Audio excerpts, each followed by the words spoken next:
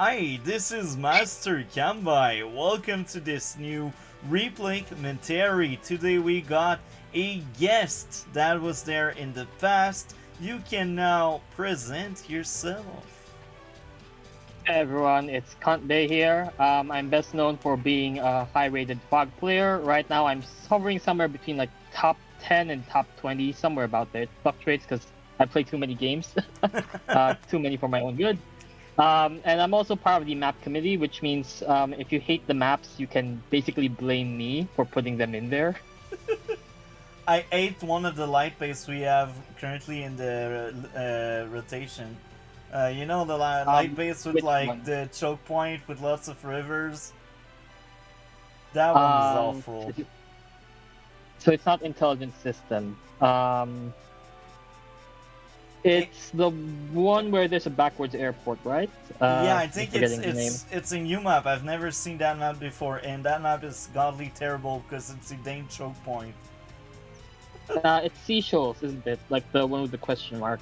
Yeah, Yeah, it's seashells. exactly. That mission is that Yeah, that I'm, map is I'm awful.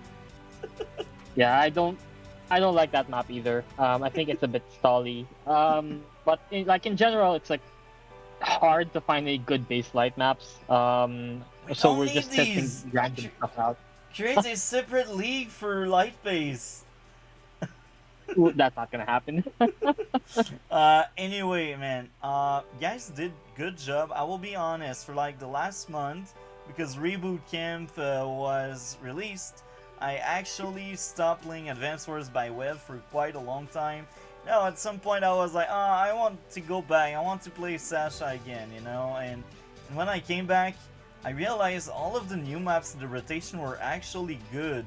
And the last time Mm. I felt this way was more than a year ago. Like the last rotation I really liked was like April last year, maybe even like Mm. March. Because for many months I was like, oh yeah, half of the map are trash, or there's some rotation I just decided I'd stop playing, and yeah, this current rotation I like it. The new maps are actually fun, so I don't know Yeah, that's what's up good to with hear. that. Yeah, we did a lot of work. So like there's a bunch of us in the map committee right now who are a lot more active. In the past, it used to kind of just be there is a committee, but most people are busy, so it's like just one person deciding stuff, and they might not have like any fog experience, for example. Like they might be more of a standard player, but since like everyone's busy, they have to do the fog rotation, and they just don't have the experience to like really say, yeah, is this a good map or not, right? And they'll just put stuff in. Yeah, We had a lot more testing done for this round of maps, and having more one person helps because like there's more opinions to be heard, and like you can discuss what works or what doesn't. The other thing is like we went through all of the maps, kind of like in the past, I don't know, year or so. Like all of the maps we thought could be contenders, we put them in. The bad news is we have very few fog maps left, so it might be a while until we get like new-ish fog maps to play on because there just aren't that many left to pick from. but right now it's a great rotation. I reopened two of my alts and I got back to League again.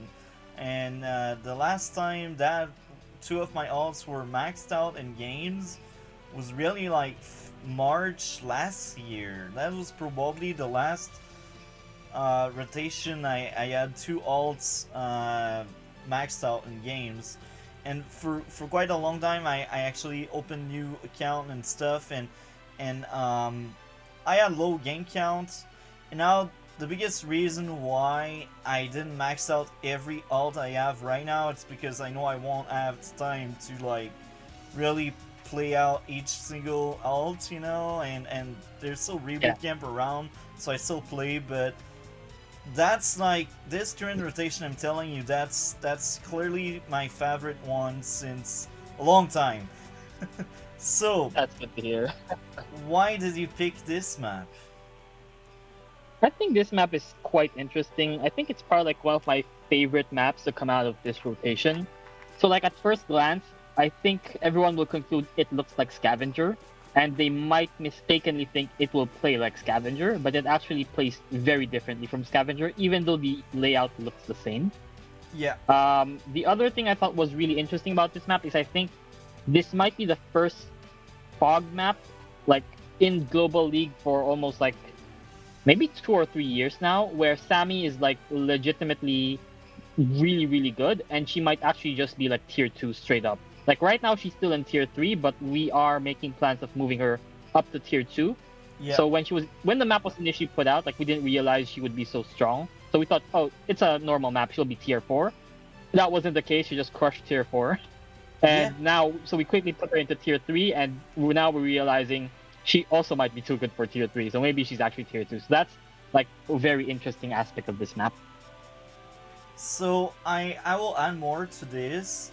I think as someone that just fought you and naturally you're better than me, it's obvious, and you're more experienced. Well, maybe I got slightly more experience than you, but I'm nowhere near as good as you. Like, I got lots of experience in my baggage, but I'm not really skilled to back that up. But you're both experienced and very skilled, and that's obvious you're better than me. And as someone that just fought Sami in this map, that was really hard. I won't spoil much, but that was really, really hard. And I was Sasha. Like, it's not the strongest tier 1, but uh, I'd say, like, Sasha is actually the worst CO in tier 1 with Drit. Drit is actually For worse sure. because Drit is much harder to play. Like, I don't remember winning a single game with Drit in Mm-hmm. Fog. Maybe that happened maybe once or twice,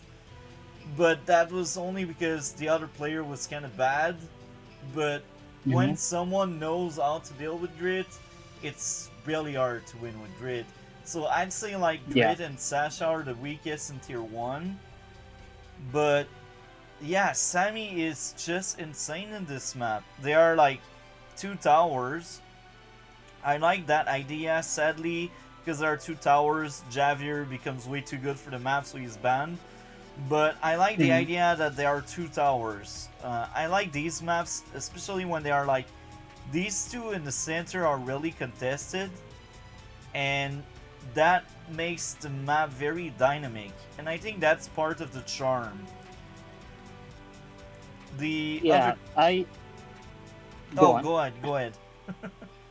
Yeah, I agree. Like the two towers being very contested makes it very dynamic. I will say like the backward towers can also get contested in the mid game if you're not careful, because like you aren't forced to like stream units there necessarily. Like you can go towards your HQ, for example. But Yeah, if you do that, then like that side can quickly fall because infantry and mechs are not gonna stop like copters, tanks, and infantry from like rolling forward. And like once they secure like that beachhead where tanks can roll in, it's kind of hard to break, and you can just permanently lose that tower if you're not careful.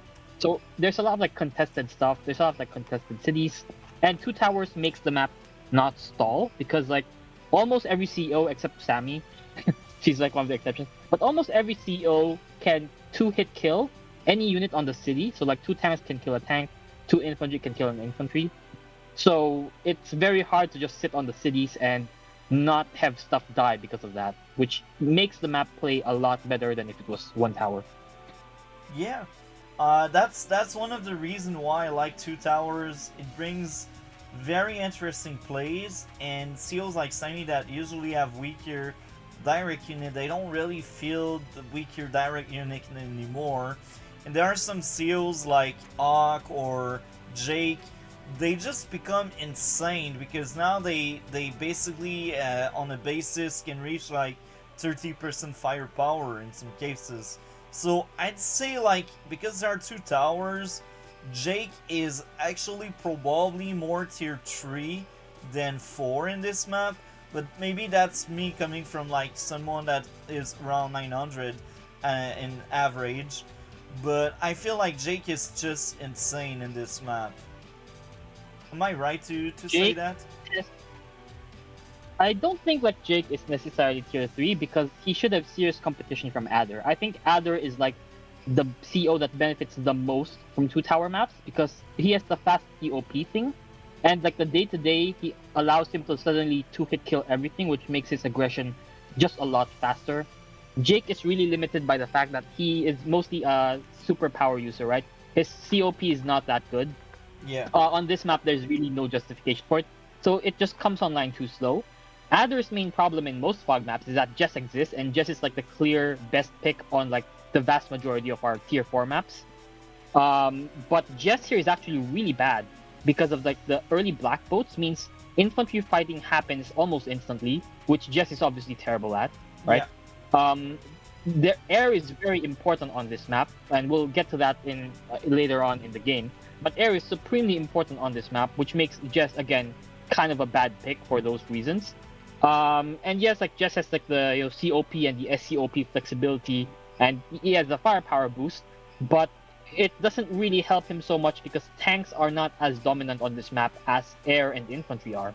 Which Yeah. means once Adder's main opponent is gone, which is Jess, then Adder is suddenly fine fighting Jake. Like he's more than happy to fight Jake, and it's probably an even game. So that's what makes Jake not tier 3. Oh, that's a very interesting take. So, you basically explained why you picked Sami, but is there anything else on why you picked Sami outside of she should be tier 2? Um, the +1 move on Black Boat is very important. Like it accelerates your economy by a lot, which is like why Drake is very popular on this map. Even though like the importance of air would normally mean you wouldn't want to pick him, but that +1 move is strong enough that he sees some play. And then Sami is of course like the quintessential mech spammer, and I thought like mechs would be very very strong on this map with T-copters, possibly even stronger than just pure tank spam like a traditional fog game would be. Oh, that's very interesting. So I like your thought process. Now, the reason why I picked Sasha, if you've been on the channel for a long time and kantbei probably remember that or already knows that, but I am a huge Sasha fan. She is like one of my favorite CO in the game. She is the reason why I like Tier 1 so much. Even if she's not best CO, I think she's the most fun to play. Just because she has a very fun day to day, and it's not even broken because it's really easy to make your day to day a joke. Uh, like the moment you got more building than her, she's done. Like her true Yeah. day to day is like early game. She will have slightly more money than you, but it's still fair because that's early in the game. But as the game progresses, she needs to maintain like that extra money, otherwise she loses any day to day. And it's cool to deny the other players super. It's cool, but it's not as good as having a day to day. You know, like Sami doesn't even need her victory march, even if people really like her victory march for good reason. She doesn't need it because her double time is really good and really underrated. Like, I enjoyed our fight a lot because you're a good Sami player, and it's rare I see that. Like out there, man, Sami player. Most of the time I see them, I almost laugh at them because in the 900 ILO they are most likely kind of all trash. I don't remember seeing a good 900 with Sami. Um, it's sad to say, but that's the Yeah, truth. yeah, that's to be expected because the part of the trick is like with Sami, so many of the things you need to be like successful would mean that you wouldn't be 900, right? Like if you're good at Sami, you probably have the skill set to take you to like 1200, 1300 easily, right? But with any other CO, and that's just because like Sami is like a skill check CO essentially, right? Like to your point earlier, like she's hard to use. Yes, but if you can master her, then you go really far. But anything less than like being top notch means it doesn't work, right? It's not like one ball, for example, where you can just be kind of brain dead playing and you'll still win because he's just kind of broken. It's Yeah, not like mass damage where you click button and you win if you don't die. So yeah, you actually like have to think, and it's just a massive skill check, right? To your point about Sasha, I actually agree with you. Like Sasha is one of the most fun COs in tier 1. She is, I would say, the most skill intensive if we're not counting Grit, but Grit isn't like a real CO anyway. Like you're not supposed to pick him. He's just bad. Sasha is like a very hard CO to use in Fog, especially because especially in this rotation where we have so many high income maps, it's not that easy to deny Hawk his power, and like Hawk is your best matchup. So if you're not even like consistently winning against Hawk, right? Like you are like, what is the point of Sasha if you don't counter like the SCOP user, right? Yeah, So that makes Sasha kind of interesting because like it takes a lot of skill to pull her off. So kudos to you for picking her. I like Sasha. Like my favorite is tier one because these are the most interesting seals. I ate the guts out of tier four. That's like my least favorite one. Tier two is also kind of bad because tier two in most maps outside of that one, it's like three seals: Eagle, Max, and Olaf. Like sometimes Kindle is on par with that, but you barely see her because people always sees her as the top tier 3. Well, sometimes she's actually like debatable too. And sometimes I do pick her in tier 2 because I don't want a mirror match. And she's like most of the time, the 3 CEOs are like Max, Olaf, and Eagle. I ain't Max. Eagle is fun, but it's kind of hard when you fight Olaf because it kind of counters you. Like if the game get long enough, you can like outnumber him because of your super. But if the game gets long enough, global damage tend to always win. So it's like it's a lost situation. Like yes, you will outnumber him, but you won't really have the value to back up your numbers. And that's why I Mm-hmm. think tier 2 is kind of boring. I really hate Max. Like, if I liked Max more, maybe tier 2 would be one of my favorites because Eagle isn't it. I really enjoy Eagle a lot, but I think there's just a lack of choice for tier 2. And Kindle and I'd argue Drake and some maps would be also tier 2, but he's not there, and Mm-hmm. giving me the option to pick Eagle, man, I'm tempted. Like most of the time, I'm like, I see Eagle, I want to pick him, man.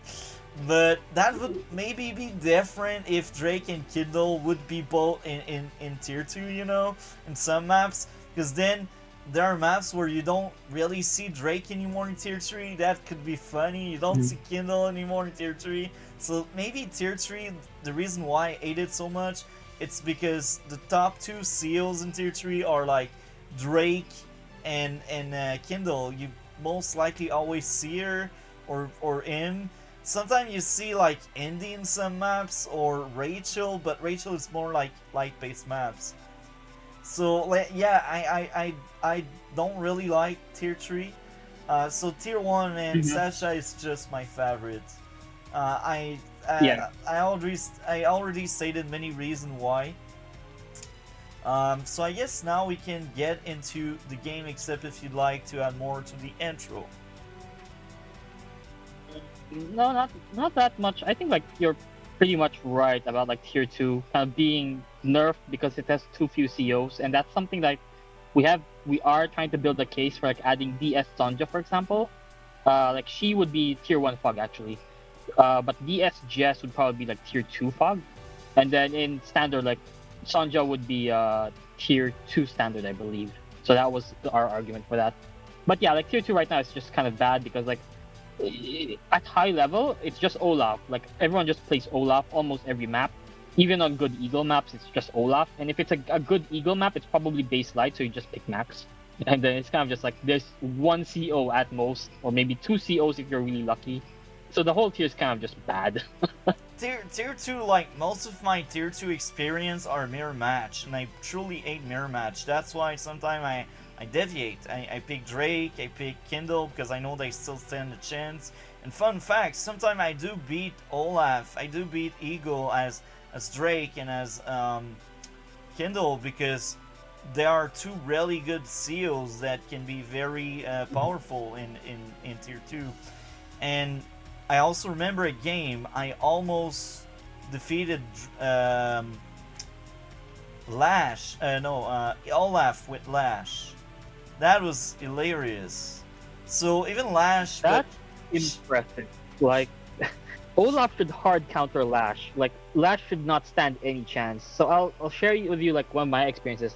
Like the top fog players right now. So that's Tordred and Nightmare of Heian Q, or Rhymer as he's better known to some people. they both have picked Lash a lot in the past, even against like tier two. Not because like they think they're tier two, but because it's just a challenge, right? And whenever I see that, even if it's a tier one game, I will just pick Olaf if I know they're going Lash, because Olaf counters Lash harder than any other CO above tier two. That that's just it's just crazy because of like the snow, right? The snow doesn't Lash can't beat snow, and like the -2 damage comes faster than Hawks. That's why Olaf kind of just trashes her, and Olaf doesn't have to win. He just has to survive, and then Lash will kill herself on mass damage. So yeah, and also, man, I didn't really said that, but thank you very much for coming back, man. I'm glad to have you again. I kind of missed you. Like last time we did a video together was like 6 months ago before your break. But yeah, welcome Yeah, back, man. Thank you. yeah. Thanks. It's good to be back. I've been playing a lot of games recently. So All let's right, do should we this. start? Yeah. Okay. So think turn one, no one builds a mech, which is very good, and then I park my B boat on the port. I think like the first choice in this game is do you move this B boat to the right or to the left, right? Like you move towards this kind of like smaller island, and with the hopes of like expanding very fast on this side of the map, Yeah. or do you go towards the center? The choice is always go inwards. Like I think it's almost superficial to put the B boat here as if there's a real choice, because there's no choice. Like this is just always better. There's no world where going here works unless you're Sturm, but Sturm is banned, so it's irrelevant. Yeah, for good reason. I feel like, man, you know me, but I truly hate Sturm. I don't think he belongs in tier one, even in Fug.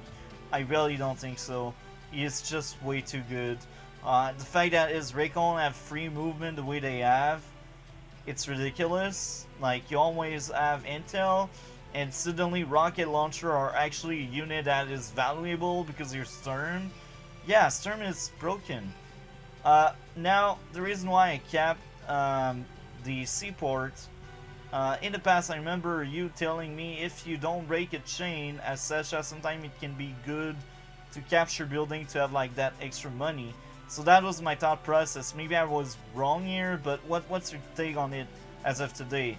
Did did the right thing considering like the small amount of money I may end up making with that cap?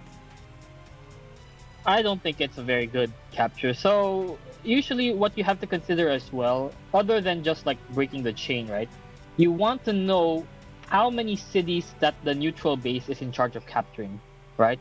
And you don't have to like count it all out, but just from like looking at the positions of the bases, you'll know that this base is important because this base is the closest to the front. Like this base at the back takes just forever, right, to like get anywhere. It needs the B boat to come in to help it. But this base will be in charge of basically capturing almost the entirety of the center, which means by delaying it by one turn, you're one turn slower on all of those cities. Like all of these cities that should be one turn earlier are now like one turn later, which adds up to like something like -7,000 funds after mid game, something crazy like that, right? So Wow. this is not a very good capture chain. This is why Okay. like neutral base is always the safest thing. If it were reversed, right, and like this was the neutral base and this is the forward base, like this is the pre-owned base, then I would say capturing this probably works, right? It probably works if it were reversed, but since this base is more forward, it probably doesn't work. Okay, I didn't consider that. That's very good to know. That's only because I tried I did try an experiment where I delayed the start of my games because I did 25 games on both of my alts, and then at some point I was kind of forced into starting every game I didn't start, and in one of these games I'm on that map, and I actually accidentally capped the seaport first before the base. That's what's going on when you have like over 50 games. That's insane, man. Like even I don't have that many games. Well, I used to have much more, like more than a year ago. Like when I really liked the rotation, I had Hmm. around 75 games. I had like 3 alts, and I had Hmm. roughly 75 games, and like maybe 80-ish just before I kind of dropped all of my game count because I was kind of tired of the rotations. But I think like my peak game numbers was like 80. and they were all like global league. And maybe that's one of the reasons why I don't really progress. It's because I just accumulate a lot of experience, but I don't really take time with my games. I just take my turns here Hmm. and there. Um, but yeah, I'm playing for fun anyway, and I feel like the more game you get, the more fun you have. Yeah, I feel you. So this is like one of the things that makes Sammy so good, right? She and Drake and Sensei, but you can't play him obviously, are the only CEOs that can go from the port to the far shoal. And Yeah, why that's important is because suddenly your infantry is here instead of here, which means you get to this city faster, you get to these two cities faster, you potentially get to this city faster, right? All yeah. of these are super contested in the mid game. So if you can get them early on, there's a potential that you just hold it forever and it never flips, which means you have income advantage. That's why I go for the transferring an infantry to the other side immediately rather than going for the port. So even though it kind of like breaks the rule of you should cap, the closest cities first, what, etc., etc. That is a specific reason why I go for this move right away. So I think And then I I'm will add something. I think the way they made this map, it takes forever to send reinforcement, regardless of where you send them, and usually I don't Mhm. really like that. But in this specific map, I thought that was actually fine because that's like a map with a lot of income, so it feels unique. And it's funny because usually Sami, I'd say she is better in middle maps, like not too big, not too small. In smaller maps, she can clearly have some mech plays, but all depends on the maps, you know. And I feel like usually in bigger maps, Sami is not that great. But in this specific map, the reason why she is great is the black bolt move. You said it, and the other reason is because everything is so far away. It's really hard to just enter upper cap. You just cannot enter upper cap anymore because that's how big the map is. Yeah, the other thing is like the reinforced distances, right? So that's like the reason why like Sammy is good is because tanks are essentially not as good, right? Because like if Yeah, the map is a tank map, which is most fog maps, Sammy just sucks. Like she just dies to everyone in tier 4. But because like you have to break the pipe seam, which takes like 3 turns on most seals, right? Or like 2 turns with an artillery and something else hitting it. But by then it's like turn 8, and Sammy has captured like most of the contested cities, and she doesn't care, right? So she has like the income advantage from that. The other thing is like even if you break the pipe seam, you cannot just tank spam on this map. Like if you're not building a copter every turn on this map, you're just going to lose really quickly because you need like so many anti-air and like they're so slow to the front. You need to build like 3 anti-air or 4 anti-air minimum mid game. Otherwise, the copter spam will just kill you. But if you do that, then you just have less tanks naturally, which is good for Sammy, right? yeah. And so because of like you get into like this weird composition where it's not just tank spam, but you have to get a lot of copters, which means getting a lot of AAs, which means you just don't have enough for tanks most games. Suddenly, Sammy is fine just mech spamming into you because her mechs actually get to the front faster than your tanks do. So yes, like mechs will lose against a tank even 2-on-1. But if I have 4 mechs there and you have 2 tanks, or if I have 5 mechs and you have like 2 tanks, right? It doesn't matter if you hit me. I just hit you back with 3 mechs and I win. Maybe that's one of the few reasons. Like my subconscious told me like copters are good. I kind of always figured in that map they were good, and I was like, I think are actually not that great. I will still tank spam with copters, but I could do that because money, you know. And yeah, Mm-hmm. I just enjoy this map a lot. Now you may wonder why that artillery. I like indirects. Mm-hmm. Is it a good Yeah, I idea? think artillery is fair. Although usually the idea with artillery first from this base is to break the seam immediately. The other thing I would note is like this black boat should have immediately moved backwards. So like just start ferrying infantry here, right? Like what I'm doing on the other side.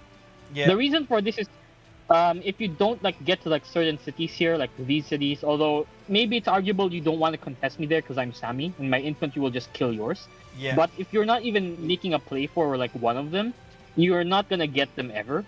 And like the black boat, eventually you're gonna have to pull it off, right? It can't just sit on the tower forever. Like it's not gonna be a good cap base for you, so you just move it right away, in my opinion. So I will add more. I always move the boat there at some point when one of my infantry is in range of it, so I can already start ferrying unit. I don't really move it before because I'm a bit paranoid and I don't want the opponent to have like 3 towers too fast because some people, especially 900s, they really want the cheese tower because they think they can win with 3 towers. Um, you may laugh, but that's a fact.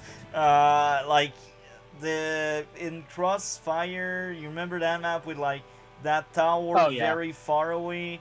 Like in the 900s, there's always, always someone at some point if the game gets long. You try to send a transport copter with an infantry.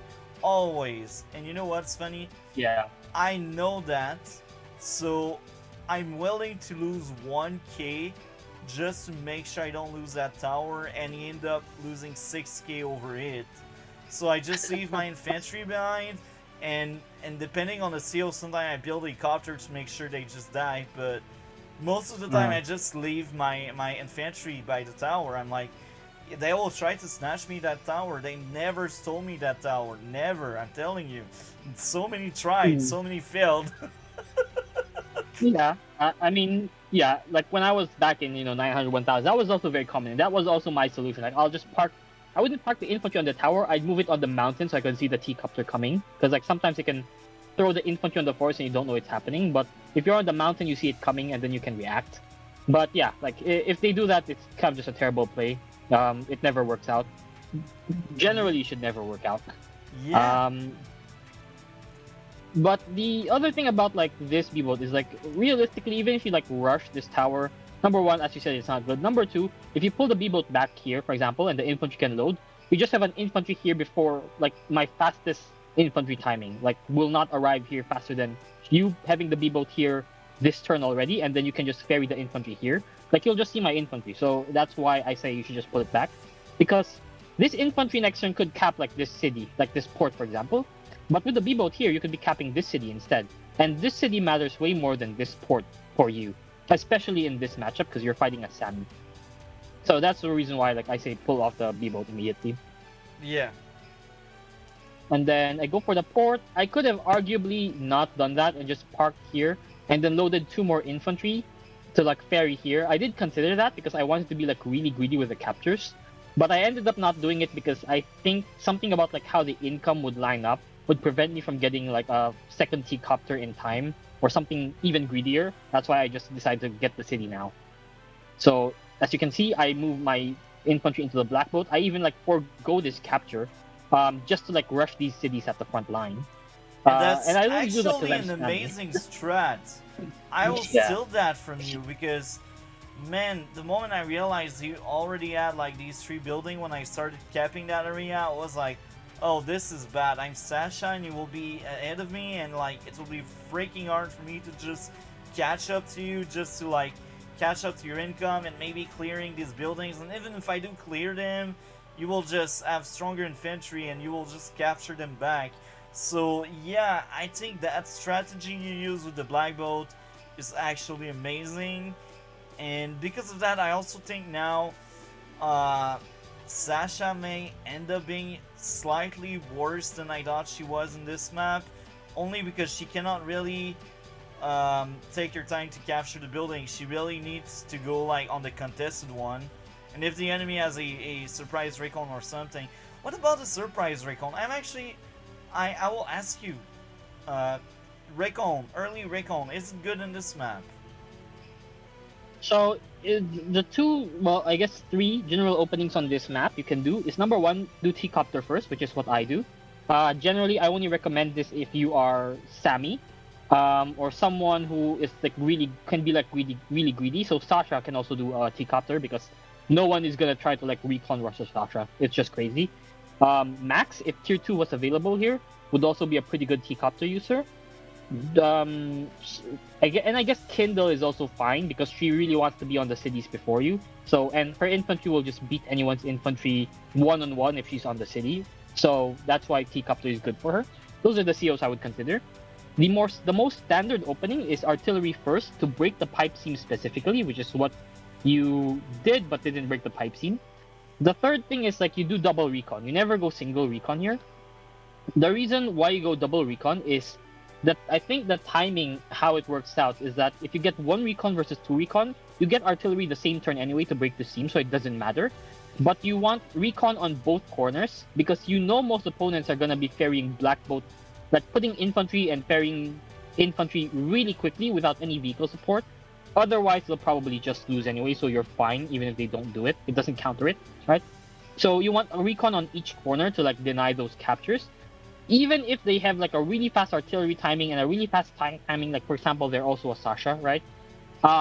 Even if that's the case, they will only be able to defend one side, so you're gonna get some value.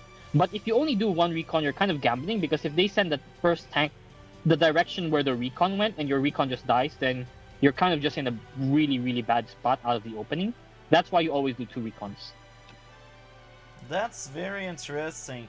So, I I have that mental block with pipe seam, and this is funny because um, I always remember. I think it was Deegis, but I'm not quite sure. Like I had a lot of I rated player on the channel, so maybe it's not even Deegis, but I think if I remember correctly, Deegis told me once that if you cannot one shot a pipe seam, uh, don't bother with it. Like, make sure when you attack a pipe seam, you one shot it so you don't like use too many units to like destroy it, because these units that are occupied um, blasting it cannot really protect your other people. So he convinced me that day, or whoever told me that. I know that's the I rated player, so I'm sorry if it's not Deegis, but I'm like 90% sure it was him. Uh, Mm-hmm. but yeah, since then, sometimes I do blast it with several units, but it's not my first option. Usually, I especially in these maps with more funds, I make a bomber so I can one shot that pipe seam. Usually, that's the way Okay, I do it. so let's correct some things here because the advice is like the principle, like the idea behind the advice is correct, but some of the specific advice that he's given you is completely wrong, right? So what he's saying is that you don't want to spend too many units in the opening hitting the pipe seam because it loses you tempo, right? Like every unit hitting that pipe seam is not out on the map defending your captures or harassing your enemy. That's Yeah. essentially what he's saying. That's correct, completely correct. What's incorrect is to say you need to one hit kill the pipe in order to like make it worth it. That's not correct. What you want to consider first and foremost is by how much does the pipe speed up your tank movement or your infantry movement? But usually tanks are more relevant, right? Yeah. On this particular map, if you play it out, if you build a tank, for example, on this map, on this base here, let's actually go to your turn, so it's more highlighted, right? If you build a tank from this base, where does it go on the first move if this pipe is alive? 1, 2, 3, 4, 5, 6. It's here, right? If this pipe seam is broken, where can it go? 1, 2, 3, 4, 5, 6. Or here, right? Yeah. And see how far it is here from here. That's like almost A turn. 1, 2, 3, 4, 5, 6. That's almost a full turn where you're faster. That's the first reason why breaking pipe seam on this map really quickly is important. Because Okay. speeding up all of your tanks by one turn is more than worth whatever tempo you think you can get from like artillery out. Obviously, I wouldn't recommend you use tanks to like whack the pipe seam because that's just too slow. You always want to use artillery. Okay. The other thing you could consider in the mid game if you don't want an artillery is you build a copter every turn, right? And if you notice where the copter goes, it is actually 6 tiles exactly away from this silo tile. Which So you means don't even lose if you use your tempo. copter, exactly, even if you use a copter every turn to hit that pipe seam, as long as you build a copter every turn, you lose no tempo, so it's free, right? So that's why you want to do either artillery or a copter. I would say artillery is probably better, just because like it's faster and you don't have the money for copter spam early on anyway. So it's just too slow if you do it that way. But Yeah. it's a mid-game idea if you still haven't broken it because like for some reason you don't have artillery out, right? So that's the correction I would say to that advice. The principle is correct, but it's more complex than don't do it unless you have a bomber, right? I like the idea, and I never really thought about that copter move until you point that one out. So I think like the next few times I will play in this map, I will actually be much smarter about it. So thank you very much, man. These insights are amazing, and like this is why I say like you're more skilled than me. Like maybe I don't know how many games you played, but I know I played over like 2,000 games. I'm not joking. I played like probably more than 2,000 games. So when it comes to experience, I got a lot, but I'm just not skilled because there are a lot of things I just don't consider or don't see because I'm just not that skilled, you know? And you have that kind Yeah. of skill to back up your experience because I know you played a lot. I don't know how much a lot, but I know you played a lot. What's your game count? I I have about, I think, 1,800 or so games. So I think it's like 1,600 on my main account, and then I have like 4 or 5 different alts where I have about like 200 or 300 games together. But that's spread out across like all the game modes, right? I don't play purely fog, although that's like the majority of what I play. I have a couple hundred standard and high fun games as well. So in terms of like just pure fog games, you probably have more than me. That's good, man. And you have the skills to back Uh, it up. I think like for me, the major decision on this like T-copter is, am I gonna move the T-copter here? So the idea with this is I can load the infantry here and unload, and it can either get the port really fast or it can get the city, whichever one I choose to go for. The other thing I considered is I could have put the T-copter here. I think Star Flash prefers this opening. Yeah, because it's exactly 7 moves, so only Sami is able to do this. And then even though it doesn't really matter for the first infantry, the next infantry that exists can get boosted very, very far away. The reason why this is probably slightly better in hindsight is because any infantry from this base already has the B-boat to boost it forward, right? So like having a T-copter boosted somewhere forward is kind of like wasted transport movement, you could say, because like the B-boat is there, right? Like the B-boat can Yeah. already do that. So it doesn't really matter so much. But this base does not have anyone transporting it, right? If all the infantry are too poor, they still have to walk. So if you're not gonna provide public transportation for them, they're just very sad walking. So this is why this is probably better. Um, So so yeah, I even if forward we got two black bolts, you consider like transport Katra as being a good option? for Sami definitely. If you're not Sami, certain COs do still like it, especially like if you want to play for like a greedy opening, especially since a lot of players just don't think of the two recon opening. It's a very rare technology for like opening, even at high level. And because it's not that like it's never gonna be like the best opening, people always think like the artillery is safe. Therefore, if everyone goes artillery, then T-copter is free, right? Like no one is gonna harass your captures. You can just get a lot of cities really fast in the contested area, and no one's gonna stop you because they don't have recons. They just went artillery, right? That's Yeah. why T-copter is good. More than one T-copter, if you're not Sami, don't do it. It's probably a bad idea. Because double T-copter or triple T-copter is only if you're gonna mech spam, and only Sami really wants to mech spam. Maybe Adder, you can argue, or Cole can also do that in tier 4, but other COs, no. It's a bad idea. Don't do it. Yeah. And that's funny because you mentioned mech spam, and I fully agree with you. I actually hate mechs, but there are some seals like Adder or Sami that works very well with mech spam. Um, but yeah, I went double artery because I had the money. I was like, I have that small lead in income for now. I had no Mhm. clue you were expanding toward that area, but um, I in my mind it was like I need to max out the money I got because now I got that very small lead. So that was my thought Yeah. process. Hilariously enough, like even though I don't agree with the idea, artillery is actually really good against Sami. Because hilariously enough, if you know I'm gonna mech spam, then artillery is like the good counter to Sami mechs, at least before she gets COP. Yeah, And you know, as Sasha, you can't kind of like deny it for a long time, right? Because the artillery make it so the mechs can't really move forward very easily. So hilariously enough, you've like kind of landed on a soft counter to my composition in the mid game, even though it hasn't happened yet. You looked into the future and saw what would happen, and like landed on the correct composition. yeah, And then here, like I'm just kind of like being a bit safe with my infantry. I don't want to walk into things randomly, so I'm putting them in forest whenever I can to get vision on cities before I go capture them, so that I don't just randomly walk into an infantry, because that's one of the things can happen and lose you these early infantry fights, which is very crucial.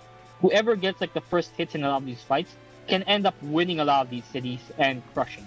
So even though I'm Sami and I have like the best infantry in the game, I'm still playing very carefully to make sure I don't just randomly give up first hits. Um, I'm continuing to expand in all directions. Essentially, I have my T-copter about to move out.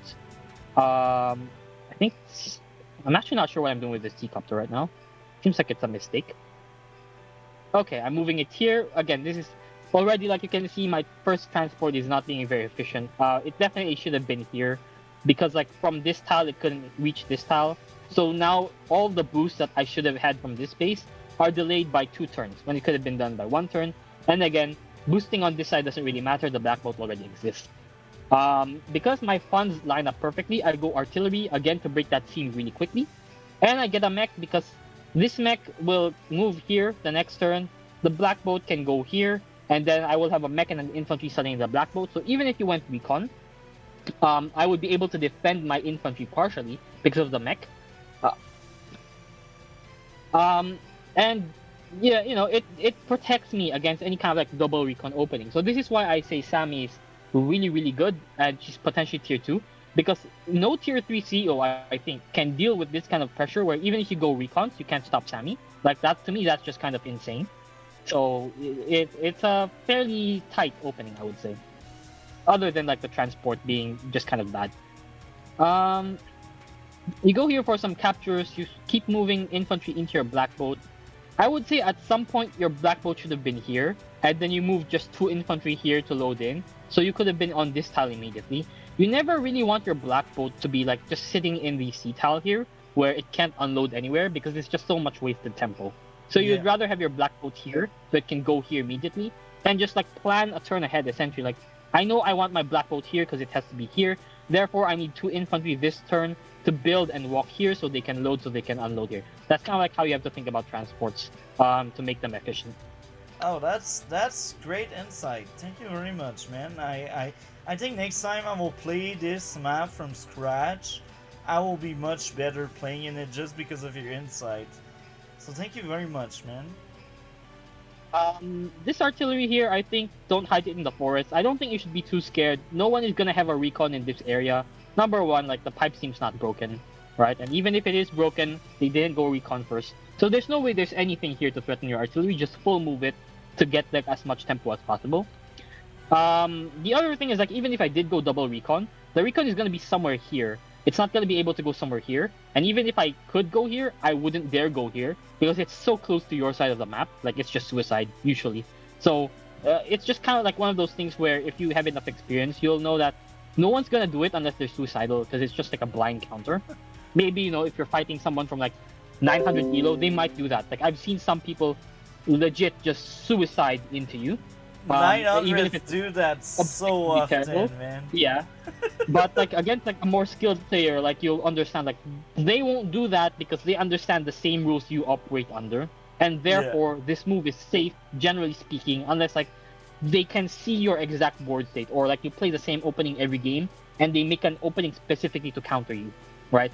Unless it's like something crazy like that, but generally speaking, you're fine full moving. That's hilarious because just like what you said, like the 900, they do send a lot of suicidal break-ons. That's like a big thing with them. I don't do that, but I know they do. Yeah, I mean, even I've faced like some 1200 players to do it, and like it completely baffles me how they got as far as they did. Like it ends up working because I play something super greedy, but like if they just played someone who did a normal opening with tanks, they just instantly lose the game there because of like what they did. So it kind of baffles me how some of these people get as far as they do. But that's besides the point. Um, I quite like this copter build. It lines up perfectly with your funds. Like we said earlier, copters just get out on the map faster than tanks anyway. So it's better. There's no one's gonna go AA first on this map. Well, actually, you can go anti-air first, but it's kind of just risky. It's also slow. So your copter's gonna find some kind of free activity. Copter can help you break the pipe seam. It's +1 infantry unit count. Against Sami, you always want infantry count. So there's a lot of reasons why this copter build is very good. I like copters. Uh, they are amazing. Mhm. Here, I finally get my T-copter, finally get into the proper spot. Like, this should have been the correct spot 2 turns ago. So, and then we have 2 infantry now in my black boat, and I ferry it forward. Oh yeah, first I move my infantry, and I'm actually quite surprised you don't have this city yet, or like have no infantry in that vicinity. I was expecting the next turn you would have someone here, but that didn't end up happening. Like when I saw like you didn't have it captured yet, I was like, okay, I'm gonna eat your city now, Yeah. because all the contested cities essentially are pretty easy to spot. They exist on this diagonal, right? Like this diagonal from the top left to the bottom right. Every city on that sort of diagonal is contested. So these are the cities you want to take. Anything beyond that is kind of overextending a little bit unless you're already winning. Here I build a second T-copter, again, just on the idea that, okay, I'm Sami, I'm gonna mech spam anyway, might as well get the T-copter now since my funds are zeroed out when this happens, so I'm not wasting any funds, they're all being used up. My mech is already in this T-copter, ready to move out to the center to protect against any potential recon openings that Sasha might do. But you haven't done that, so I'm just gonna end up eating a lot of extra cities because you don't have any tanks or recons out yet. So there's not as much pressure on me as there would normally be. Here, you did not end up hitting the pipe seam. You should always hit the pipe. Yeah. It really doesn't matter if you show me or not that you have a copter this early on, because I think everyone should just expect that there are copters out. And even if there aren't any, you just need anti-air. Like, it's just kind of forced on this map. It's one of those things that you accept, therefore it doesn't matter if you tell people that you have a copter or not. You might as well just hit the pipe seam to break it. So you already answered a question some people may have, and I like that. So in the future, I will always hit that freaking scene. Yeah, well, on this map, right? Like that's specific to this map, and maybe arguably Scavenger. Some of the same logic applies, but Scavenger pipe seam is not as good. Number one, number two, Scavenger pipe seam is 5 move away, not 6 moves, so it is one space tempo loss, right? But the same things can apply. Like if you don't care if your opponent knows, because it doesn't matter. Like you expect them to have anti-air. Like for example, if you're fighting Drake, right? And you're like Andy or Kindle or whatever, doesn't matter if Drake knows you have copters or not. He still has to get anti-air. What's he going to do? Try to hit your copters with his copters? He's just going to lose that fight, right? So since he's forced into anti-air, it does not matter at all if he knows you have copter. He still has to get anti-air.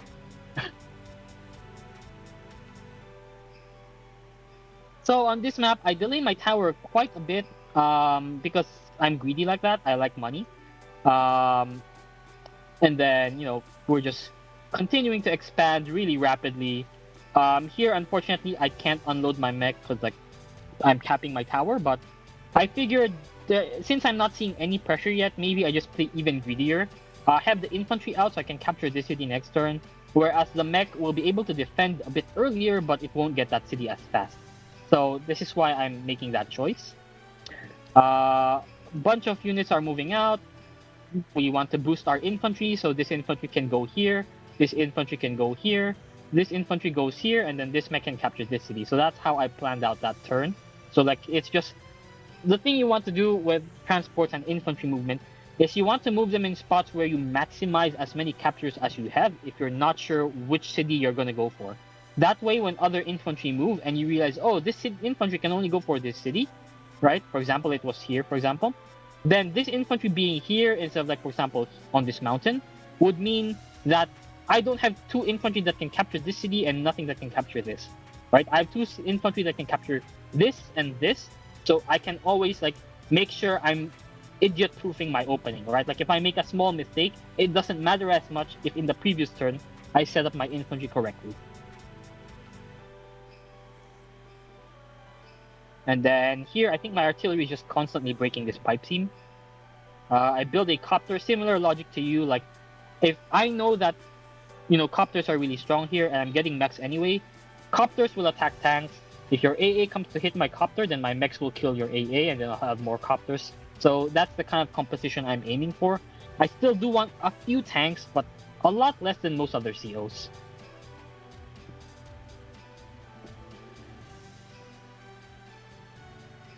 Here, you have your artillery in place in the right side. you run into my infantry, and I think that's why like you suddenly send all your infantry here. You really don't want me to take the city, or you want to like launch an attack. Yeah. Um, this also told me a lot in itself about like how you had developed earlier in the game. Because like if you're just having infantry here right now, you probably didn't rush infantry here, so you went for like a slower start. So I was actually expecting recons at some point to come out, but they just never appeared. And looking at this, it's like it's because he went double artillery. Because like I also didn't expect artillery because if you have artillery, usually you break the scene fast. But you didn't do that either. Like I didn't see any damage, so I was like, I wonder what he's spending his money on. Like, did he just go for like a neo tank or something? Well, but like, what's going on here? I did consider it, but that's a huge map. So because of that, I was like, uh, maybe that's not a great idea to just splash 22k into it. And this is funny because at that time I was playing almost a live game against someone else. And that was in another of these new maps in rotation. And I defeated that guy, and he was basically Neotank spamming in a big map. And he just showed me even more what I already knew. Like, Neotank are good, but not when you spam them. Mm. Yeah. So people might wonder why this infantry here decided to hit your infantry instead of like capturing, right? Like, kantbei, aren't you a super greedy economic player? Like, why would you forego like the income?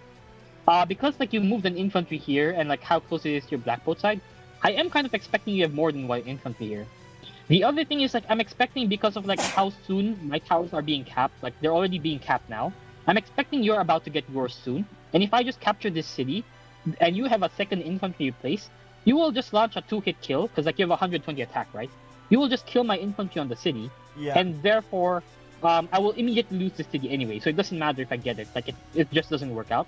And then, so it's better for me to trade off infantry 1 for 1 from a city. And because, like, this way, when you launch, like, one infantry forward to attack me, you will have two injured infantry, which matters because you're not Sami. You don't have my capture.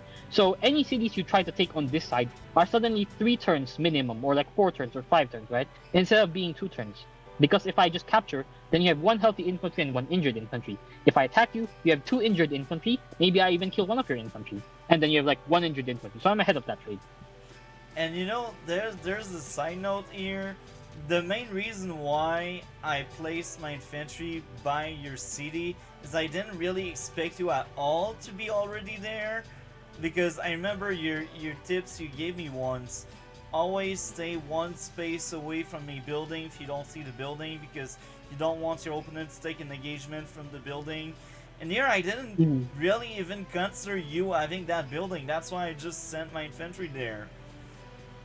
Yeah, I mean that's perfectly understandable, right? Like if you have not that much experience with like playing against Sami on this map, and I would expect like people aren't picking her at your elo or like not playing her very well at your elo, right? You Yeah, don't they're all realize like trash. how When I see quickly. Sami in my elo, I will most likely win. Like, there are some exceptions where Victory March is just stupid and they're able to seize my HQ because, I don't know, they blew up the thing on it or they did some play I didn't see coming, but, like, in a raw fight, they never beat me. They are just not good enough. Yeah. They don't know how to use Sami properly. That's the thing. In my elo, they think Sami is all about Victory March. And I will Mhm. say this, Victory March is very powerful, but she has other assets. I'm the biggest defender Mhm. of Double Time. I think Double Time is actually better than Victory March. Victory March, yes, if you're behind, you can be even. But that's only base case scenario. Like, if you're behind, uh, you won't win suddenly because you pulled up Victory March. Maybe you will make it even. But yeah, like, Victory March is overrated and Double Time is underrated. This is why in my elo they just think the only thing that matters is Victory March, and they end up like failing their Victory March because it's easy. You just lock down your building. You just focus fire your unit on Sami's infantries and mech. She won't capture anything. Like, there was a game I crippled a Sami player. I did sacrifice a lot of tank, but she wasn't able to cap anything with her Victory March because all of your mechs and infantry died, and I ended up like just beating her because at some point it was just like tank on tank fight, and I was Jake or Grim, I can't remember. But when it's tank on tank fight, Sami is losing. I'm sorry, guys. Yeah, that's true. Like that's completely true. Here I went really greedy and tried to capture both center cities. I was actually like super surprised you had an artillery here, and this was the first moment I was like, oh, this is actually like what he spent his money on. He went for like a really fast artillery, but he didn't break the pipe seam. He just went to the middle. And this is like a fairly common like opening in Scavenger, for example. Like a lot of players will do this, and so I was thinking like, okay, maybe he's thinking like, since it plays similar to Scavenger, even though he doesn't, like maybe he doesn't have as much experience, so it can be forgiven that he thinks it plays like Scavenger. So he did. That's why he did this opening. So I was like, okay, this infantry's dead. Like I can accept that. Like I got so many cities, it's probably fine, right? Like one infantry shouldn't matter. Um, I think the other big thing I was doing here is like I killed this infantry. I was kind of hoping maybe you don't have an infantry here. You obviously do, but I didn't know that at the time. And if I kill this infantry, that means you don't have vision on my infantry, and you have to spend 2 infantry, 1 getting vision, and another to kill in order to get rid of this infantry, just to be as annoying as possible. Anyway, this infantry dies wherever it goes anyway, so it doesn't matter. Like it doesn't matter sitting on the city. That doesn't actually get me a better engagement or not. Um, and so yeah, that's my thought process around like why I move out. Maybe people are curious. The other thing about this is because it forces your infantry to move backwards in order to kill this infantry. That means you're further away from my cities, which means you are less able to capture it, right? Like you have to spend an infantry going here or here instead of going here or here, right? So that just means you're like further out of position from like the front line. So anyway, since the infantry dies, whatever happens, right? Like there's no surviving anyway. Might as well make you waste tempo, right? By making your infantry move backwards rather than forward. So that's the idea there. And another thing, at that point when I realized you had already buildings in that area, I couldn't figure out I already lost at that point because I'm Sasha and you had most likely more money than me. And this is when you lost as Sasha. So I knew I was on a countdown, and now I did a huge mistake. I didn't attack with the 8 instead of capping with the 10. But that was by the time where I got forced into playing several of my games I wasn't ready to start. So yeah, that's my defense. I was kind of distracted. Yeah, I mean, I don't think the game's quite over yet because I actually make a lot of mistakes in the next few turns. Yeah. For example, these 2 infantry just dying for free is not good. Like it's very not good. And you'll see like as the game develops, actually almost run out of infantry. Nearly run out of infantry as Sami. Yeah. Which is like not ideal, right? Like if I run out of infantry, my game's over. Even if like unless I have like 10,000 income advantage on you and I can just build more tanks than you can kill or something like that. But I basically am playing with no power if I run out of infantry. So this is why like this is not good that I'm losing infantry. So considering the opening you went for and I went for, this has gone about as bad as it could possibly get for me. While still being the opening that we went for, right? Yeah, and I will add more to this. I was actually surprised I could have like killed these infantries there, because I didn't expect to have such a good lead in unit count. That gave me a bit of hope because I was like, maybe if I can kill off more of his units, I will be better. Now, the reason why I placed my unit this way, I was really scared of you trying to get my tower. If you were any other seal, I wouldn't be that scared, but you're Sami, and I'm like, it's almost impossible to interrupt or cap, especially, like, with Sasha, So, yeah, that was my thought process. I think you're correct to, like, be a bit scared that Sami might just rush in and take your capture. The other thing you have to be careful about is, unless you have an anti-air or 2 units to interrupt the capture, or an artillery, right? You cannot protect it. Like, Sami will get injured and then she caps it anyway. She doesn't care. Yeah. And then suddenly she has 130 attack and you're just losing. Like, it's just really bad for you. So it's a reasonable presumption. It's a reasonable fear to have, right? The other thing I was considering here is, do I finish this capture or do I just kill this infantry? I basically decided I'm gonna finish the capture because even if I kill your infantry, you probably have another unit in place to get vision anyway. So like if you have some unit here, like you'll be able to hit back. It doesn't really matter a whole lot. So I might as well just get the capture and just hit your infantry. But at that point, I hadn't realized you had an artillery yet. I thought it would just be, oh, he's gonna hit me with a tank. It's whatever, right? And here we can see like already how badly your tanks are at getting out into the center just because you haven't broken this pipe seam. Like it's just taking them forever to get anywhere, right? Yeah. And so this is why I kind of recommended that you just copter spam every turn. So the copters beat tanks here any day of the week if you don't break this pipe seam. Yeah. And then when you do break the pipe seam, then like copters are still pretty good. It's just you can get AA now, right? So you just need some tanks to answer AAs or mech spam if you're Sami. And then here I kind of like go, okay, he has a bunch of stuff in the center. I have to like play a bit slower because I just gave up 3 infantry last turn. Well, 2 infantry in the center. That's not good for me. I should be like preserving unit count, playing more principled. So this is why I'm kind of like not rushing in, just taking my time, seeing what ends up happening.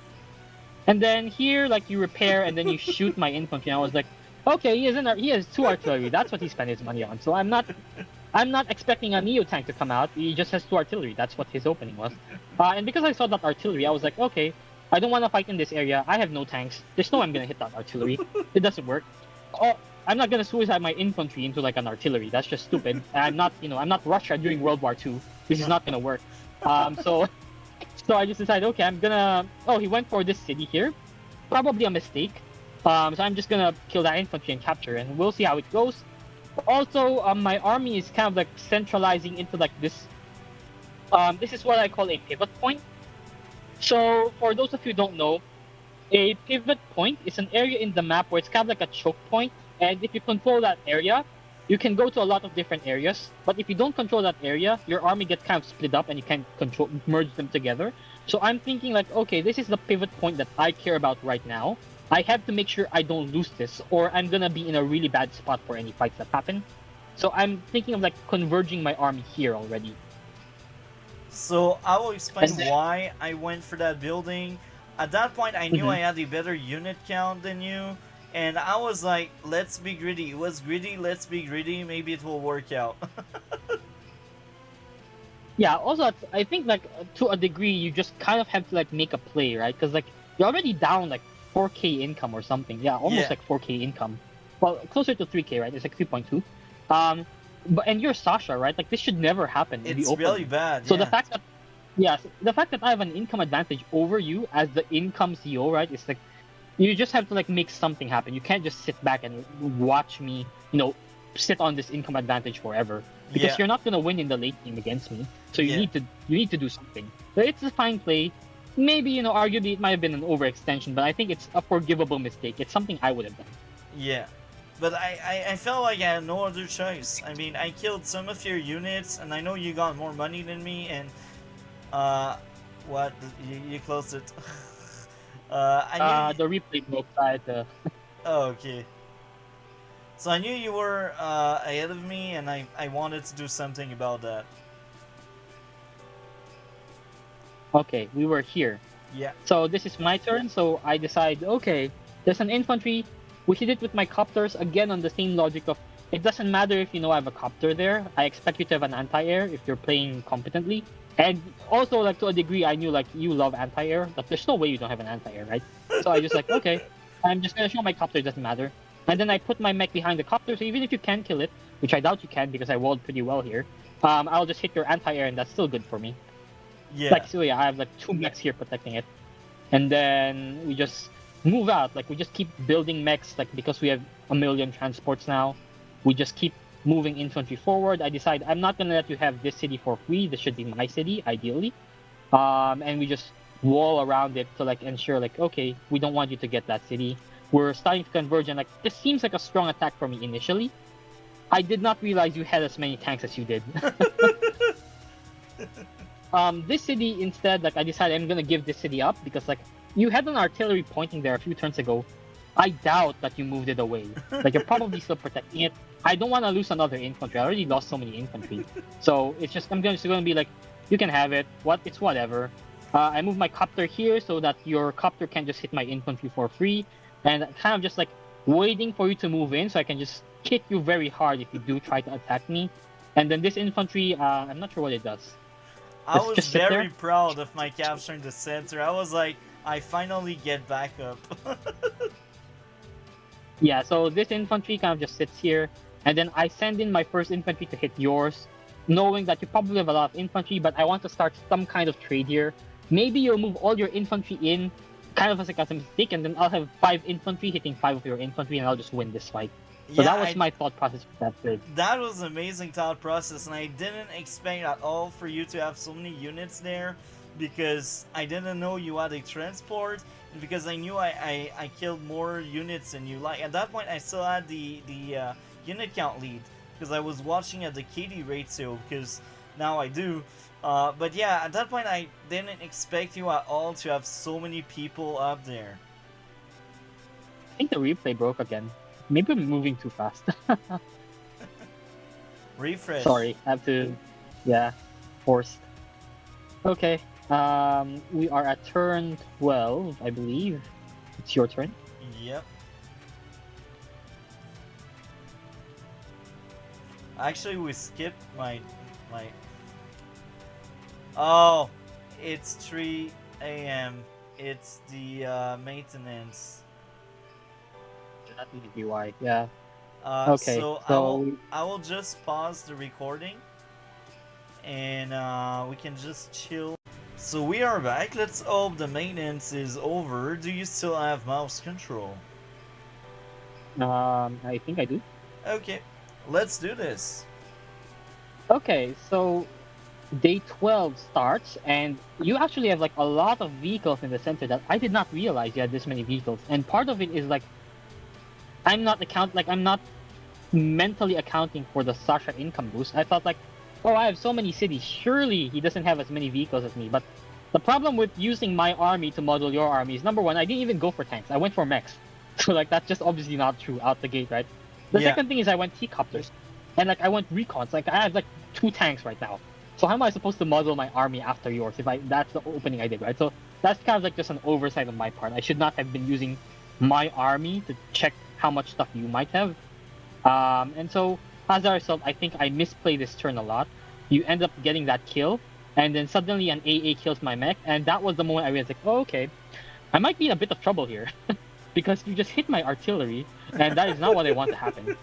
And then you also like kill my infantry, you break your capture, you have a second tank to just kill my artillery. I was like, this is not how I thought this turn would go. This is very bad.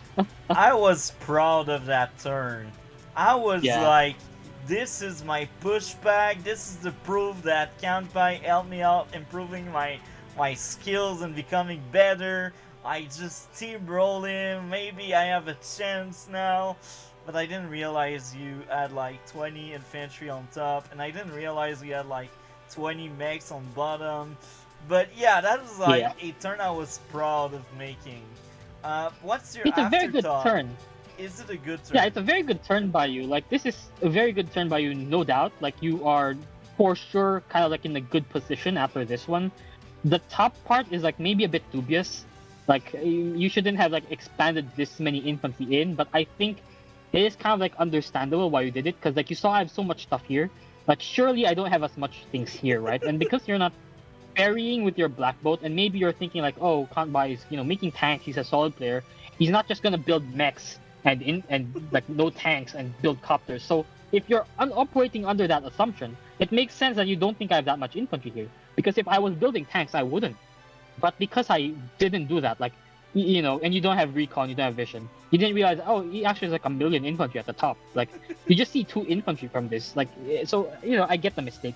The other big thing is that you didn't get COP this turn, and you actually allowed me to get my double time, which is about to become very, very devastating. So this So will immediately, be a great showcase of Sami double time. It's good, so guys. immediately You I need was to use thinking it. here, like, I was immediately thinking here, like, okay, this is kind of bad for me. My artillery just died, which you never want to see happen. Um, and a bunch of my infantry died, a mech died. You're blocking for AA. Like, there's a bunch of things that I'm thinking about, and then I realized actually I am very close to double time. If I get double time, I win the top side pretty hard, and I may be okay in the center after my mech hits your AA. Like, if you don't have a second AA in time, maybe my copters just run you over. So that was my thought process. So first things first, we try to get as much charge as possible. So we remove that infantry. We go for the tank with the copter first, and then the tank. That's always a kill. Then the copter can, I mean, the AA can kill the copter. That's also very good. And then suddenly I have double time, and this is huge, because then my mech can kill your anti-air. Arguably, maybe I should have like killed your artillery, but I thought like the anti-air was kind of like more dangerous for the position you were in, especially if you just went like one anti-air. Maybe if we were playing, earlier in the year, I might not have done that. Like I've gone for the artillery instead, because I know like you like anti-air a lot. Like you will go like 3 or 4 anti-air when I have like one copter. Yeah. Like I remember some of those games. So, but I was kind of like gambling that maybe he's taken some of my lessons to heart, right? Like he is playing more conservative. He has like 2 anti-air maybe, and then my copters are fine. So let's try it. Let's see what happens. Usually I do have more anti-air, but here I really didn't expect to add a mech or something to kill my anti-air, because I felt like I shielded my anti-air well. But Mm-hmm. that's also why I bought another anti-air. That was like the worst case scenario if I lose that anti-air. But yeah, you're right. I still like anti-air a lot. I still have usually 2 of them. Mm-hmm. In this specific game, I barely bought anti-airs, except when I realized you cannot add a lot of copters. Then I was like, oh crap, I need more anti-air. So here, arguably, I made kind of a mistake.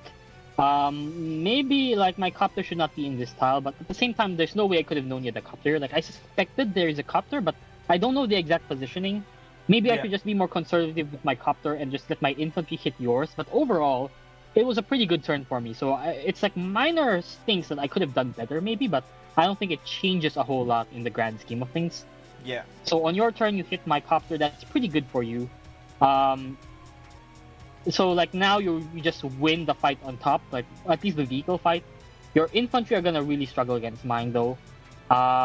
You try to like go for as many kills as you can against my infantry. That is correct play. You kill my mech. Again, that's good. You run away with your vehicles. I would say that's correct, especially since your anti-air just died. You can't yeah. really fight into 2 copters. I knew you had these copters, so I was like, yeah, I need to pull back. And I bought another anti-air because I realized you had a lot of air units. This is like 100% correct. Like the fact that you buy 2 anti-air is correct, because like now you're realizing, oh, kantbei is actually building a lot of copters. I need more air response. And if you just buy like 1 anti-air this turn, there's a good chance like each of them just die one by one, and then you just never answer my copters, and I run you over because of that. So two Yeah, anti-airs is correct here. Copter is correct here. Infantry is correct here. Like you're just trying to get as much unit count as possible. You want copters to answer my copters. You want copters because Max can hit it that well, right? So you're doing a lot of good things here with the builds. and I think this is where my experience comes, because sometimes I do like 700 plays. That's why I'm still in the 900s. But sometimes I think a bit further, and I do some like 1,000 plays, like I'm not even Mm, sometimes great stuff and others I don't, but here I feel like I kind of did the right thing. I knew I lost at that point because I lost the top part and the center was kind of lost as well, but I still tried because I was like, yeah, I still want to show kantbei I improved at the game, because mhm. I believe I improved. Even if my MMR didn't really increase that much, I feel like I'm a much better player than last year or even than 6 months ago. Like, I think I improved a lot, even if my MMR doesn't reflect really my skill level. Mhm. Yeah, I think like you definitely got a lot better. Like when I was playing this game, I was actually shocked that you were like suddenly deathballing your units. You were actually taking like pretty good engagements. Like it wasn't like a free win where I'm just winning everywhere across the map, which is like if this was 6 months ago, right? Like I probably would just won every single front. Yeah, Here in like the center, like I'm not actually doing that well, even though it looks good right now. Like I think you launched a pretty devastating attack this turn. The one thing I will say is that you should have used TOP for sure. You never want to use superpower as Sasha. It just is not good, I'm the unfortunately. superpower biggest defender, bro. I think your superpower is underrated. I do think her power is amazing, and this is what makes her tier 1, but I still think it or super is quite good when you can get enough value out of it. That's also why I didn't use anything because I knew at some point I could have get good value with that super. Hold on. So there's some minor things you could be doing better here. So I think like one of your first moves is you move a tank to spot the infantry on the forest. I don't think you really want to do that. So it's here. One, two, three, four, one. Whatever. Like the tank could reach this tile for some reason. Where did it come from? Okay, so it could have hit from this tile. So what you want to do is you want to use your infantry to spot always, right? Because Yeah. the tank like can hit that infantry and then you can clear it. If you use the tank to spot it, then the tank can't hit, right? And like obviously you're not gonna use an infantry to hit mine, like to finish it off. Like you could, but if you wanted to do that, then the tank should be here. Artillery hits, and then maybe the infantry from here finishes from this tile. That's also fine. But this is kind of like the worst variation where you put a tank here, so suddenly the infantry can't finish it off, and then you have to use another tank of yours to finish it off with the artillery. Like it just the Yeah. attack could have been a lot better, right? So here's my thought process, but I realized it after. In my mind, my infantry was in range of the tower. That's why I left the infantry behind. I was like, I want to protect my tower. But this is just after moving the tank that I realized my infantry is not in reach of my tower. So yeah, Well, that thought of moving the infantry above crossed my mind, but for some reason I miscalculated the tiles and I was sure my infantry was in range of my tower. well, the thing is, like, it doesn't matter, right? Like, if you play out your turn, you'll quickly realize that if you're gonna attack here anyway, as long as you have a tank on this tile, this plain tile here, this tank plus this artillery will defend that tower forever. Like, unless I can perfectly block, but that's not likely. Like, knowing how many units I have here and here, there's no way I have enough units to take this tower and block, right? So you're always gonna have two hits, like even just one artillery, honestly, probably is enough to defend the tower for one turn, and then all your vehicles can swing down and defend it further.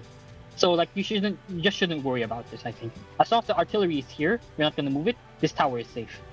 Um, and then here you get the KO on my infantry. I actually didn't realize that at two towers you had like a kill on a 9 HP infantry. I thought that would have held for sure. So I was very, very unhappy with this turn because suddenly all my stuff are dying, and I'm like, oh no, this mech is like too far. It can't even hit anything. I'm not gonna get double time this turn.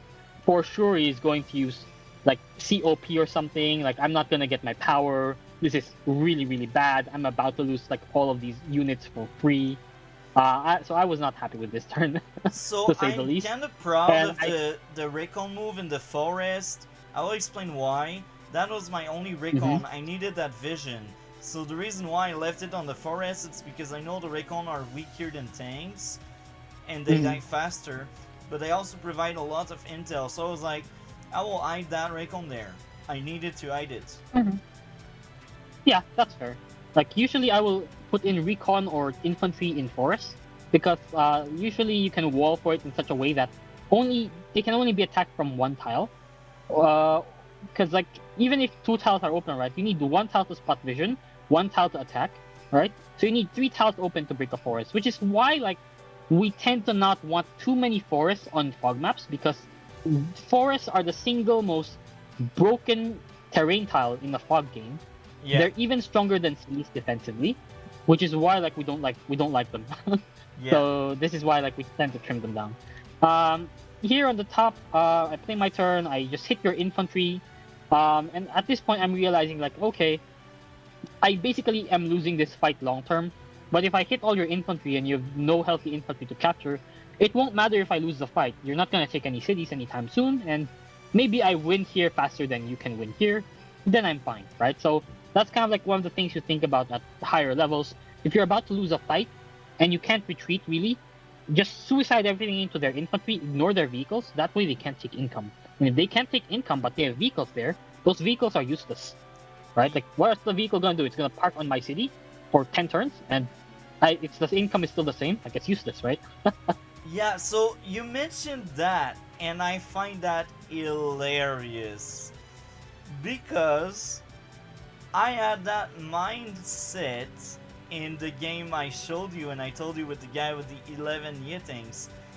I had the income lead for most of the game, and at some point I just sack unit to keep that income, and this is because I had that higher income that I actually defeated the guy. Because he needed to like send these infantry very far away to just get back in the race, you know? And Yeah. this is why I won, because I was like, okay, so I got the income lead. As long as I keep that income lead, I can like punish him trying to get these buildings. Yeah. That, that makes sense. Here this turn, like I knew like you had no anti-air response, because if you had an anti-air, you would have surely used it last turn to kill something, and you didn't. So I was like, okay, he has no anti-air, or he has one, and it's really far back. So I'm just gonna dive his artillery so I can get this city maybe, or just force you to use vehicles because I know that you have no infantry left. I'm Yeah, also running out of infantry. Like if we look at my infantry, I have 10 infantry and 6 mechs, but like that's not gonna last for very long. You have way more tanks than I do, which is like the thing I have to be careful about, because like you can, if you like you hit my stuff before I hit yours, like if all my hex mechs get hit, for example, I'm just gonna lose this fight. So I'm really relying on my copters and my tanks taking hits for my mechs and my neo tank eventually to defend everything and like hold my position together. At this point in the game, I would not say I'm winning. Well, I am winning slightly, but I wouldn't say it's won. It's still very possible for me to lose this game pretty hard if I don't play correctly. yeah. So I think this is the turn Um, I pull my super, but mid turn because I almost forgot to use it. Yeah, that's always like kind of like the tough thing about the Sasha. I've lost so many games where I forget to use my COP, or I guess in this case your super, right? Although Yeah. I never use a super, but you forget to use the power correctly, like you buy before using COP, for example, and it just loses you the game. That's so frustrating with Sasha. Yeah, but But yeah, like that's you you definitely know should use super because you kill this infantry. yeah, that's hilarious because usually I never spend money at Sasha. That spending money is always the last thing I do. But for some Hmm. reason, I got used to use my power like end turn or mid turn. That's why I used my super after. That was a huge mistake. Hmm. But I still think that super is justified because look at the value I will get. So I kill a Recon and a Battlecopter. I was able to kill a lot of units actually because of that. Well, let's see here, right? Like you kill a tank, you kill some infantry, just like okay, kill a mech. Well, don't kill the mech. You injure a mech. You I you kill almost this in doubled my value this turn. Almost. I actually did double my value. And you have the now, battleship. the first reason is I knew I lost. And the second one, Mm-hmm. I was like, okay, I'm really scared for my tower. I don't want him to get my tower because that's like my only chance of survival. Mm-hmm. So I would say like the battleship idea is okay, but it's the wrong port. You always buy from the center port. Yeah, On this map, I had actually bought a battleship as Sasha against Hawk, and that was the winning play for me because I ate so many of the contested cities against a Hawk. When I built that battleship, he could just never take it back, and then he just ran a Neo tank in, not realizing I had a battleship, and the Neo tank just died, and then that was game over because like I had so much more income, and he just lost his own Neo tank. So battleship from the center port is really strong here because it can lock down so many of the contested cities and just secure your advantage. From this port, it's not really good, and again, you don't have to worry too much about me taking your tower. Like, first of all, I'm very far away from Victory March, right? So not likely that I will Victory March. Even if I could Victory March, the battleship doesn't stop it because I just capture it and then you kill my infantry, but I still get the tower, right? So it doesn't protect from Victory March, Sami. yeah, Um, Second thing is you have an artillery and a recon here. These two units protect the tower. You know that most of my units are here again from just how the game is developing. I'm not suddenly gonna have like 10 infantry hiding in these forests coming out of nowhere, right? Like that's not how the game works. So, and I'm not Hachi, I'm not Sensei, so I don't just magically make units appear from nowhere, right? yeah. So, these two units are more than sufficient. You don't need to invest a 28k unit that can't move beyond like one tile to like secure this tower. Maybe very late into the game you can justify it, but it's almost always better from the sport. Okay. But let's actually see your superpower turn here, right? So like you start with 27,600 funds. By the end of your turn, let's see how much money you got. I was at 41k, so I almost doubled my value.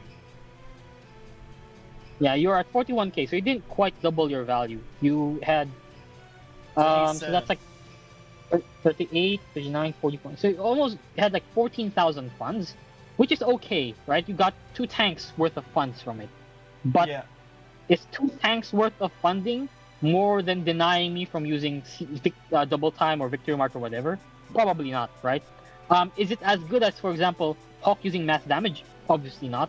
Is it as good as even like a tier 4 power, right? Like Jess superpower, for example? Is Yeah. it as good as using all your tanks smashing into someone and killing a bunch of things? No. So this is kind of like why Sasha's super is kind of like a meme. It's because yes, you get 2 extra tanks, but number one, you have to build those tanks far back. You're not Hachi, right? If you could build them from the front line, it might be good, but you're not. Um, the other thing is like those tanks don't matter until they get to the front line. So it it's like you if you're winning with the super, it's because you were already winning and it didn't matter. And if you're losing with the super, then the super doesn't say you and it didn't matter. So it's like what scenario makes it so that the super is good, right? And it's just so hard to justify it. Like there are certain cases like pre-deployed maps and high fun maps where it might be okay, but generally speaking, it's just not good. And I would say in this game, it probably didn't help you, although COP probably would not have helped you as much either. So it's kind of like okay. Like, I Yeah. I will say this. I did a stream once against Advanced Warrior, and a meme was Hmm. born at that was born after that stream, because I used my super against Bumbolt, and I ended up Hmm. having lots of bombers, so I was able to have even more bombers, and that war bonds basically gave me the game because he didn't expect to see like 5 bombers just showing up and killing his units down. And I basically won because of Warbond. So that was like a living That's proof of Warbond being good. that's pretty funny. Although I wouldn't say like that made Warbond good. To me, it sounds like he was already losing, and then he No, just actually, didn't that was manage his even. mission properly. That was even until I popped Warbond because I doubled up my value and I really crushed him and I earned so much money that turn that I just kept my tempo after. Pretty funny. Here I don't actually know what I was thinking. Like I should have just used my COP at the start of the turn. I think I just forgot I had it because I was facing Sasha who just used the power. And in my mind, I was kind of just like, oh, Sasha used her COP, so I don't have my COP. And I looked at this meter again. I was like, hold on, that's a superpower, so I do have my COP. So I should have just used it at the start of the turn. There's no reason why I didn't. It's just a misplay.